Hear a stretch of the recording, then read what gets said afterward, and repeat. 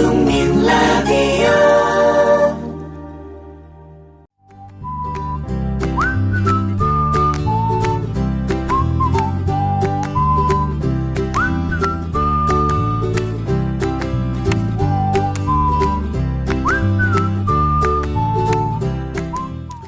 꼭 눈물을 보여야 슬픈 건 아닙니다. 끼니를 걸러야만 허기를 느끼는 것도 아닙니다.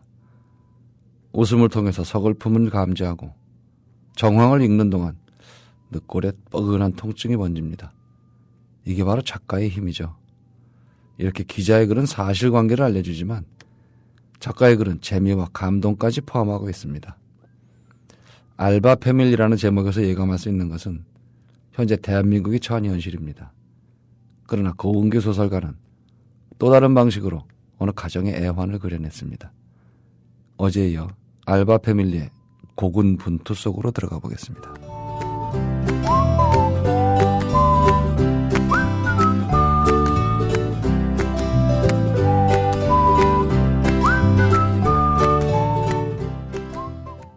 나만의 책을 가지고 싶으신가요? 작가의 꿈이 있으십니까? 책쓰기 관련 책을 쓴 전문 코치와 운영진이 도와드리는 책쓰기 코칭 프로그램 꿈꾸는 만년필이 있습니다. 직장인, 전문직, 주부, 학생, 선생님 등 이미 다양한 분들이 꿈꾸는 만년필을 통해서 저자의 꿈을 이루었습니다. 현재 참가자를 모집 중이며 문의는 www.yangcoach.com 양코치.com으로 오시거나 010-8861-5136으로 문의 주시면 됩니다. 꿈꾸는 만년필, 가슴속에 있는 열정으로 저자의 꿈을 이뤄갈 여러분을 기다립니다.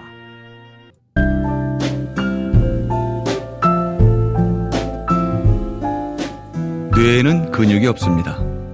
책은 섹시한 뇌를 위한 체육관.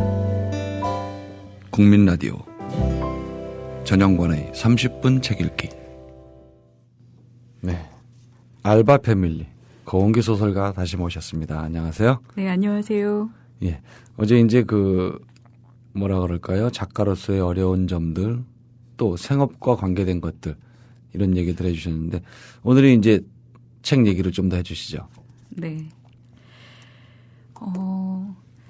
이 소설은 이제 5가지 에피소드로 돼 있는데요. 네. 어제도 말씀드렸듯이 교차 시점으로 네, 로민이, 교차 시점으로. 네, 네. 로라, 로민이 이렇게 번갈아서 나오고요. 얘를 구성할 때는 이제 어떤 하나의 목표를 좀 제가 세웠던 게 있었어요. 네. 근데 이게 소설 얘기 전에 하나 이제 등단 시점에 대한 얘기를 갑자기 해야 되는데, 제가 등단을 좀 늦게 했거든요. 네. 38에 했나? 근데 글은 이제 어렸을 때 썼는데, 계속 떨어졌었어요. 체중이 계속 오르고, 심지어는 1년에 1년 농사를 12월에 이제 짓잖아요. 근데 그때 신문사 거의 한 8개 갔던 것 같아요. 1년 동안 썼던 단편 미친 듯이 진짜 열심히 오로지 놀지도 않고 이렇게 글을 너무 좋아했던 그런 시절이 있는데 딱 10년에 보니까 안 되고 오히려 이제 글 덜 쓴 친구들이 동시에 막 일간지에 막 된 거예요. 그것도 아주 잘 절친했던 친구들이. 근데 이제 그 친구들의 어떤 행보를 보니까 또 발표를 못 하니까 또 스트레스를 받겠죠. 네, 그냥 딱 묻혀버렸어요. 그래서 등단의 과정은 이런 거구나 해서 제가 등단됐을 때 그냥 딱 포기했어요. 나 어차피 나는 뭐 주목받거나 이러기에는 좀 너무 나이도 많고 포기해야 되겠다.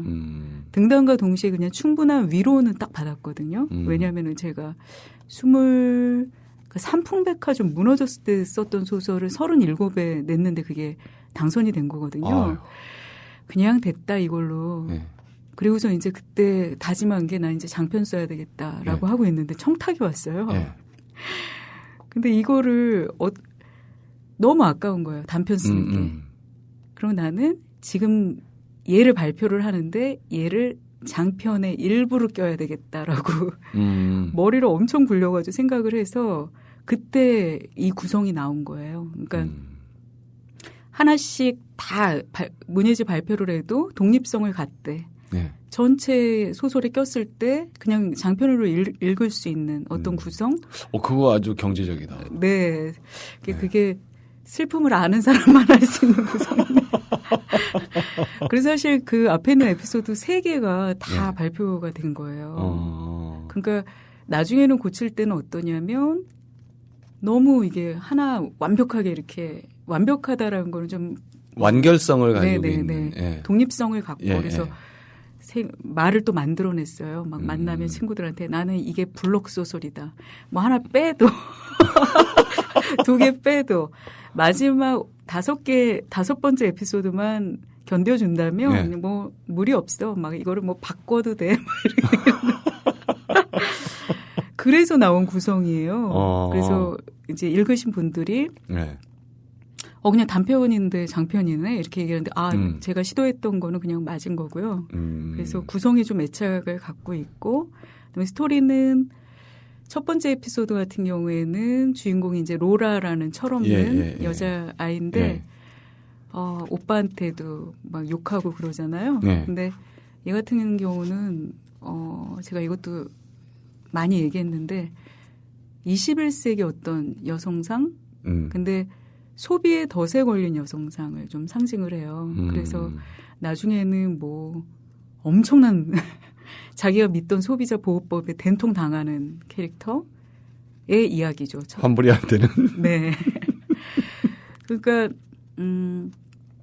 첫 번째 소설은 좀 아이러니한 건 뭐냐면 아버지는 물건을 반품당해가지고 회사가 기우는데 동시간대에 자기 딸은 뭐 구매했다, 반품했다, 구매했다, 반품했다. 반품을 즐기고 있던. 네, 반품을 이용해가지고 자기 어떤 부가 수익을 챙기는 또 친구였거든요. 한 가정 안에 생산자하고 소비자의 확실히 다른 어떤 지점이 있었던 거예요. 그리고 결국에 이제 로라도 망하고 아빠도 타격을 입고 그래서 2번째 장으로 넘어가서 이제 엄마의 마트. 그래서 예를 들어 그 아주 서비스를 강요당하는 그 감정 노동에 시달리는 그 이야기가 좀 줄을 이루고요. 거기서 이제 로라 같은 경우도 사고를 쳤기 때문에 그 뒷수습을 하기 위해서 그 수질 관리 요원이 되거든요. 그 선배님이 재밌다고 하셨던 그 부분인데 거기서도 계속 친절해라.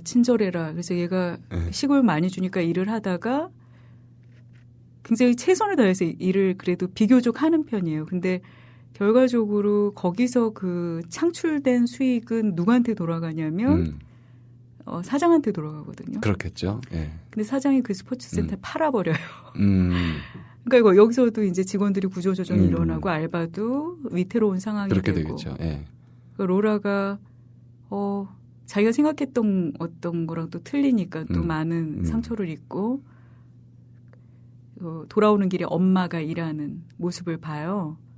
우리 엄마는 굉장히 대찬 사람이기 때문에 그 자기한테 이렇게 함부로 하고 그런 사람은 거의 엄마가 응징을 하는 그런 캐릭터인데 세상에 엄마가 거기서 고객님 굽신굽신하는 거를 보고 이렇게 좀 찡한 느낌을 좀 받겠죠.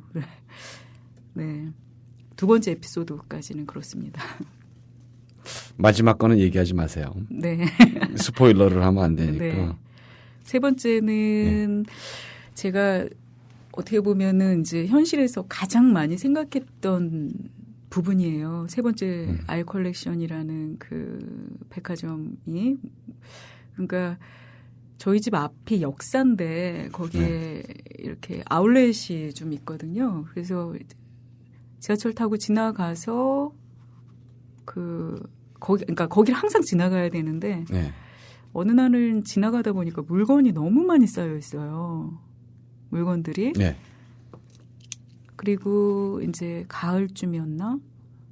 팔리지 않은 레인부츠 같은 것들이 쫙 쌓여 있는데 약간 공포 같은 걸 느꼈어요. 그 물건들에.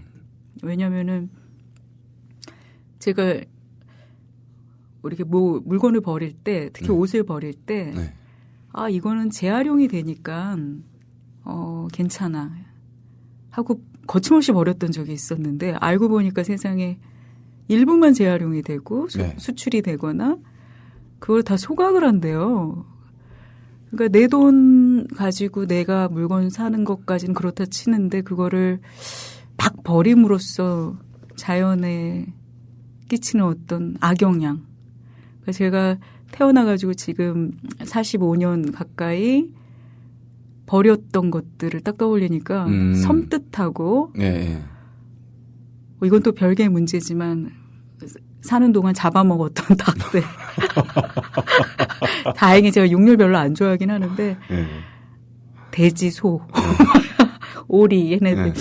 아, 도대체 존재하면서 참 몹쓸짓 많이 하고 가는구나. 그리고 사람이란 존재가 깨달았으면 이제 들 버려야 되잖아요. 네. 근데 저도 모르게 있던 옷을 또 사더라고요. 그래서 제가 가끔 옷장 정리를 확 해가지고 뭐 아름다운 가게에도 좀 기부를 하고 네. 그런 다음에 품목을 다 적어놔요. 가능하면은 중복되게 사지 않기. 그래서 어떤 그런 어떤 체험들 때문에 세 번째 그 아이 컬렉션이 나온 것 같아요. 되게 무서운 그 이윤 추구하기 위해서 자본이 하는 아주 교활한 짓. 그걸 좀 염두하고 썼던 부분이 좀 애착이 갑니다. 우리가 휘둘리면서 살잖아요. 각성을 하긴 하지만 어느새 또 있고 네. 그 광고라는 게 워낙 교묘하고 그래서 당할 재간이 없을 때가 많아요. 네. 가끔 그래서요. 한동안 저희 집에 물론 TV는 없지만 네. 이렇게 인터넷으로 보게 될 때 신상 막 이런 말 나올 때 되게 싫었어요. 그러면 어디까지가 신상인가. 그래서 끊임없이 뭔가를 구매하게 만드는 이거를 좀 그러니까 저희 나이 정도 되면 좀 자각을 하는데 아이들은 또 그렇지 않죠. 젊은 친구들은 뭐 쉽지 않죠, 그게. 그러니까 거기서 로라가 행하는 어떤 그런 행태들이 혼나야 될 행태죠. 좀 혼나야 될 행태고, 네. 세 번째 소설을 그렇습니다. 젊은 애들이 대체적으로 그래요. 저희 집 아이들도 여자친구랑 그 만나러 가는 것 때문에 뭐 옷도 나름 신경을 쓰고 신발 같은 것도 신경을 쓰고 그걸 또 마냥 뭐라고 하자니 그렇고 부모 입장에서 거기다 대고 이렇게 뭐 얘기를 하면 네. 예, 그 애들이 각성된다기보다는 부담스럽고 불편해할 확률이 더 높거든요. 잔소리를 하면 안 된다고. 네, 그래서 말을 못하고 그냥 멋있다. 멋있다. 근데 너 그거 작년에 그런 니트 하나 사지 않았니? 뭐 비슷한 색깔이 있었던 것 같은데 아빠 이거 전혀 다른 색이야. 참 물론 이제 저부터도 굉장히 싼 옷만 입기 때문에 아이들도 그거는 뭐 이렇게 비싼 거를 사거나 브랜드를 찾지는 않아요. 항상 제일 싼 데 가서 제일 싼 거 사서 입는. 그러니까 5만 원짜리 하나 사는 것보다 2만 원짜리를 2개 사는 편이에요. 저 같은 경우는. 옷 욕심도 사실은 많고. 그 아이들은 그런 건 좀 덜한데 이 소설에 있는 로라처럼 그러면 좀 문제가 되겠어요. 패스트 패션을 하고는 좀 다르긴 하지만 그래도 어느 정도 그 맥락은 좀 비슷하다고 볼 수 있을 것 같아요. 그러니까 아이 컬렉션의 어떤 영업 전략이 그 아무튼 그 역사 안에 지나갈 때마다 막 느꼈던 것들이 그게 소설에 좀 투영이 된 것 같고요. 네 번째 소설은 배경이 편의점인데 편의점. 편의점 아르바이트는 제가 해볼 수가 없잖아요. 그래서 이제 했던 친구들한테 물어봤어요. 네. 근데 그대로 쓰기가 싫더라고요. 그래서 약간 이제 비틀어서 뭐 그 계산할 때 뭐 적군을 뭐 감지한다 뭐 이런 식으로 제가 좀 돌려서 이렇게 썼던 부분인데 거기서는 그 어떤 이야기가 있냐면 바람이라는 이야기가 있거든요. 그러니까 로라는 아르바이트를 하는데 가장 큰 스트레스는 뭐냐면 전단지가 자꾸 그 약간 볼 형태의 어떤 지형이라서 자기네 쪽으로 몰려오면 점주가 로라 씨 빨리 나가서 전단지 치워요 그래요. 얘는 그것 때문에 맨날 화가 나가지고 그 전단지를 치우는데 이 친구가 이런 생각을 해요. 치우면서 이 바람은 어디서 몰려오지? 누구한테 듣기로 이 에드벨리 지하에 바람을 올려보내는 펌프가 있다는데 사실 이거 있을 수도 없는 얘기고요. 그 펌프가 있다고 하는데 그 펌프를 끄고 싶다라고 얘기를 해요. 근데 사실 이제 제가 말하고 싶은 어떤 부분이라고 볼 수 있을 것 같아요. 네.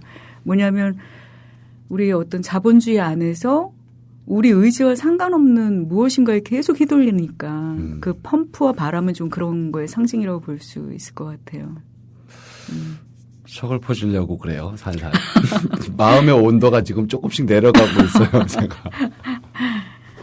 저는 아르바이트를 많이 하진 않았지만, 이제, 집이 어려울 때 겪게 되는 여러 가지 것들. 그런 거는 아주 저희 세대가 대체적으로 그랬다고는 하지만, 그때도 잘 사는 애들은 잘 살았어요. 날마다 계란 후라이를 꼭 도시락에 넣어 갖고 오는 애들도 있었고. 지금 그 잘 사는 사람이야 물론 있죠. 네. 좀 일부긴 하지만 근데 이게 제가 이것도 좀 얘기를 좀 많이 한 부분인데 네. 제가 오전에 좀 글을 쓸 때가 있었거든요. 네. 그럼 오전에 커피숍에서 만나는 친구는 알바생이에요. 그렇겠죠. 네, 커피 타주고 그 친구가 뭐 어떤 서비스도 좀 받고요. 그리고 또 거기서 약간씩 이동해서 뭐 만나게 되는 분들 다 뭐 아이스크림집, 패스트푸드점, 그다음에 주유소, 마트 뭐 셀 수가 없고요. 심지어는 이제 집에 와가지고 문 딱 열라고 보면은 전단지가 딱 붙어 있는데 그거 누가 돌렸겠어요? 아르바이트생이 붙였겠죠? 네. 그리고 집에서 이렇게 받게 되는 어떤 스팸 전화나 아니면은 광고 전화들도 다 누가 걸었겠어요? 알바나? 그러니까 정말 이 어떤 사회 자체를 알바가 움직이고 있구나. 좀 서글프다 이런 생각이 좀 들더라고요. 물론 이제 그 알바를 고용한 영세 또 사장님들 계시죠. 뭐라고 표현해야 되나? 영세상인들? 영세상인이죠. 네네. 네. 힘드시긴 할 것 같은데, 이 좀 끔찍한 좀 사회 문제인 것 같아요. 뭐 근데 비단 이게 또 우리나라뿐만 아니라 또 외국도 마찬가지. 네. 신자유주의 하는. 네. 네. 그래서 아이들이 쉽게 아르바이트를 그만둘 수도 있어요. 시스템이. 네. 왜냐면 또 구할 수도 있고. 네. 근데 그 친구들이 언제 좀 안정된 고용을 좀 누릴 수 있을까. 저는 사실 그 90 몇 년도더라? 3년도에 회사에 들어갔었거든요. 그 당시도 맨날 불경기였다 그런 것 같아요. 늘 지금 돌이켜보면 어마어마한 그 호 시절인데 네. 연봉을 600%를 받았어요. 약간 보너스를. 네네. 네. 뭐 상장한 회사고 뭐 이렇게 예. 뭐 특별 보너스를 받고 그런데 그런 거를 아이들이 이제 누리기가 어려운 시절이 된 것 같아요. 문제는 뭐 쉽지 않죠. 전체에 그러니까 번듯한 기업의 정규직이 전체 우리 그 경제활동 인구 한 10% 정도 돼요. 또 왜 이렇게 TV에서 보는 TV에 광고가 나오는 기업 그 기업에 취직하는 그 비율이 전체 취업생의 한 3%. 그 나머지 97%는 물론 다는 아니지만 정말 좀 이제 답답한 사람들이 한 반 이상이 되는 거죠. 거기에서. 고용 형태가. 그래서 사실 그럼 다 죽자는 얘기냐 이건 아니고요. 그럼요. 여기서 희망을 좀 찾아야 될 것 같아요. 네. 근데 그게 이제 연대밖에 없다. 네. 그러니까 그 제가 소설에서 그 선배님이 그 오프닝에서도 읽어주셨지만 네. 런닝머신에서 제가 떨어져 본 적이 있거든요. 화상을 당했어요. 그러니까 누가 이렇게 돌려놓은 거를 모르고 탁 밟았는데 정말 무릎이 화상을 입더라고요. 떨어지면서 그 끝에서 이렇게 걸리면 네, 그렇게 돼요. 그 굉장히 아프고 네. 낫지도 않고 네. 그냥 넘어지는 거랑 좀 틀린데 그 어쨌든 간에 그 위를 달릴 때 느낌이 어떠냐면 내 삶이 이런 것 같다 그런 생각이 들 때가 있었어요. 그러니까 누가 정해놓은 어떤 속도. 네. 내가 분명히 그 속도를 내릴 수도 있는데 누가 팔로 한번 뛰어봐라. 그럴 때 올라온 느낌? 살아가는 게 좀 그런 느낌이 들더라고요. 저도. 그래서 그 소설 안에도 그런 표현이 있잖아요. 그 트레드밀 위에 가족들이 다 올라와 있는 것 같다. 요거 제가 이 맨 뒷장에 있는데요. 이거 읽어드리겠습니다. 실체를 알 수 없는 프로그램에 의해 내 인생의 레벨이 정해진 것 같다. 빠르게 회전하도록 설계된 트레드밀 위에서 뚱뚱한 고양이가 서 있다. 로라가 서 있다. 엄마가 서 있다. 내가 서 있다. 그리고 아버지가. 예, 우리 가족들이 대부분이 상당수가 제 생각으로는 한 60% 이상 될 것 같아요. 이런 가족이 다 알바 패밀리는 아니지만 이래야 하는 가족들이 상당히 있을 것 같아요. 심지어는 저가 직장 생활을 계속한 제 경우도 와이프가 그 옷가게 점원을 했던 시절도 있어요. 그야말로 그 이제 알바죠. 네. 어린이집 그 보육 선생님 이런 것도 한 적이 있고. 그러니까 지금 20대 친구들이 아르바이트를 하다가 어떤 좀 안정된 고용 안으로 좀 흡수되고 그리고 그래야지 좀 미래를 좀 설계할 수 있을 것 같아요. 그러니까 지금 계속 여기저기 아르바이트 하고 이러면 그 친구들이 어떻게 결혼을 할까? 자식을 낳을 생각을 할 수 있을까? 뭐 그런 생각까지 드는데 그래서 마지막 그 에피소드에 그런 게 있어요. 아버지가 막 빵을 던지거든요. 누구한테 시위하기 위해서. 네. 제가 생각할 때 제가 쓰면서 제일 웃었던 게 그 부분이에요. 혼자 어찌나 좋아하면서 와 재밌다 그러면서 막 썼는데 바보들이 막 진짜 무슨 바보들의 행진도 아니고 한 7명이 그런 엉뚱한 짓을 하는데 그런 어떤 행동을 100명이 하거나 10,000명이 하거나 10만 명이 하면 이게 엄청난 힘을 발휘할 수 있잖아요. 그래서 뭔가 우리가 속도를 좀 감지하고 그다음에 같이 연대하자. 그래서 좀 부족하고 없는 사람들끼리도 도움이 될 수 있는 그런 것들을 창출할 수 있는 그런 걸 좀 모색을 해봐야 되지 않을까. 그러니까 많은 돈을 버는 거는 포기해야 될 것 같고요. 그렇죠. 사실 우리는 그런 것까지는 바라지 않잖아요. 조금 더 안정된 어떤 상황에서 지낼 수 있는 건 무엇인가. 그래서 내가 내일 당장 이렇게 회사에서 쫓겨난다, 내 직장에서 쫓겨난다 그런 불안감은 일단 없어야죠. 그런데 그게 점점 더 심해지고 점점 더 이 비정규직 쪽으로 가고 있으니까 사실은 문제가 커요.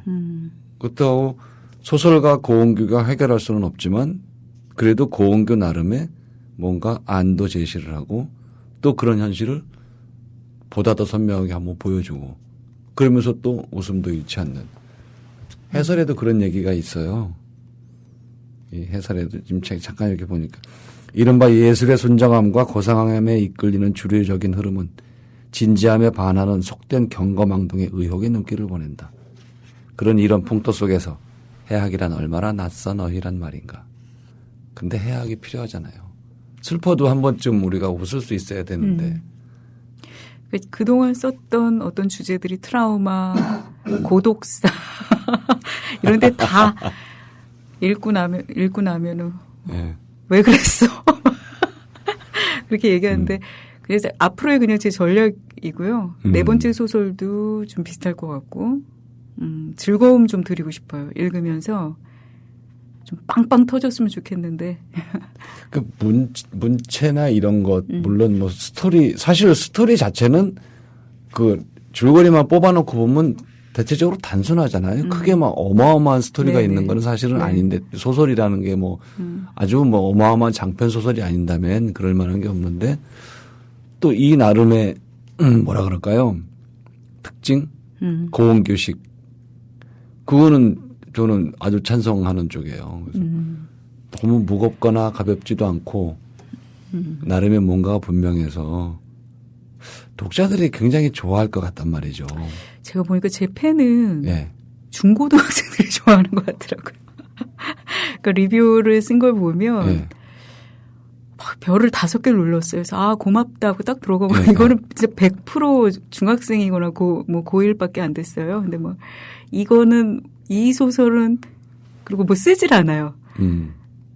약간 그 비속어 뭐 지은나 지은나 뭐 재밌다. 그러니까 누가 그 끝이에요. 근데 그러니까 유독 좀 약간 어린 친구들이 좀 많이 선호하는 것 같고요. 근데 그 아이들한테 알게 모르게 이 현실에 대한 거는 그림은 그려졌을 거예요. 그래서 분명히 영향을 줄 거고 그게 외래 이미 이렇게 머리가 굳고 현실에 여러 번 접은 사람들 어른들보다는 더 효과가 있지 않을까요? 그런 친구들이 읽어준다면? 저는 좋죠 개인적으로. 네. 그리고 그렇게 해서 고은교 소설이 나오면 전국의 중고등학생들이 사서 읽는다 그러면 10년 뒤엔 저는 세상이 달라진다고 봐요. 그렇게 본 친구들이라면 여기에 왜곡된 세상만 있는 게 아니고 고은교가 잘못된 세상을 보여주는 게 아니기 때문에 읽으면 당시에는 고등학교 때는 막 웃으면서 읽고 너 그거 이런 거 있었지 하지만 철이 들면 그때 그 소설가가 얘기한 게 이런 거였겠구나. 그러면 그런 학생들이 늘어난다면 세상이 달라지겠죠. 좀 거창했나요? 네, 조금 거창했어요. 원래 깔때기 방송이라 그래요. 아무튼 알바 패밀리. 작가가 나와서 직접 재밌다고 했으니까요. 이건 틀림없을 겁니다. 네. 저도 보장을 하고요. 재미없으면 제가 환불해드리도록 하겠습니다. 어떻게 해서든지 제 책을 보내드리든 안 되면 커피 도넛 세트로 보내드리든 어떻게든 해결하겠습니다.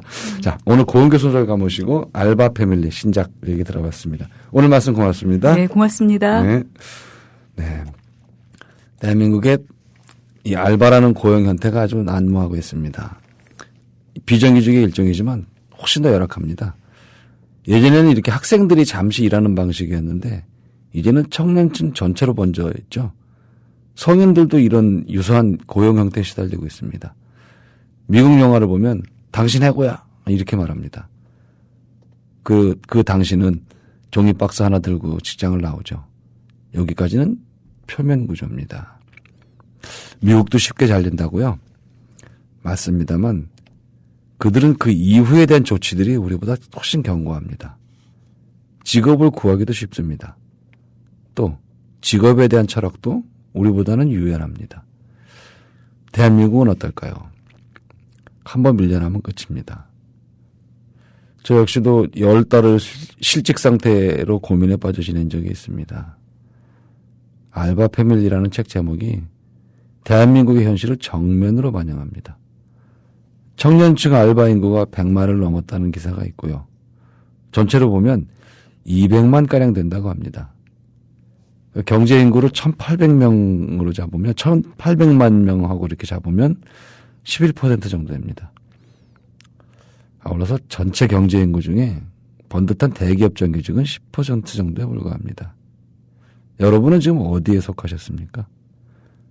통계를 봐도 이런 질문 자체가 큰 신뢰겠죠. 제가 소설가 모시고 경제지 칼럼 비슷한 소리만 해대고 있습니다. 오프닝에서 말씀드렸듯이 이런 현상과 사실들에 고은교 소설가는 가족이라는 테두리를 두르고 거기에 또 갑과 을을 오가는 계급 현실까지 녹여 넣었습니다. 애틋함과 웃음과 서늘함이 번갈아서 마음을 흔들었습니다. 우리는 흔히 신문 기사를 통해서 세상을 읽습니다만 저는 세태를 반영하는 소설을 통해서 보는 세상이 더 진실에 가깝다고 생각합니다. 봄은 왔는데 고용시장은 여전히 엄동설한입니다. 대추나무에 영 걸린 것처럼 사방에 돈 들어갈 일이 널렸는데 정작 수입은 제자리거나 줄기만 합니다. 고민이 깊어집니다만 고은교 소설가의 알바 패밀리를 읽어보시라고 권하겠습니다. 이 사람 마음이라는 것이요. 가끔 이런 소설로 환기를 시켜줘야 또 눅눅해지지 않거든요. 애청자 여러분의 환풍기가 되고 싶은 방송 전영관의 30분 책 읽기였습니다.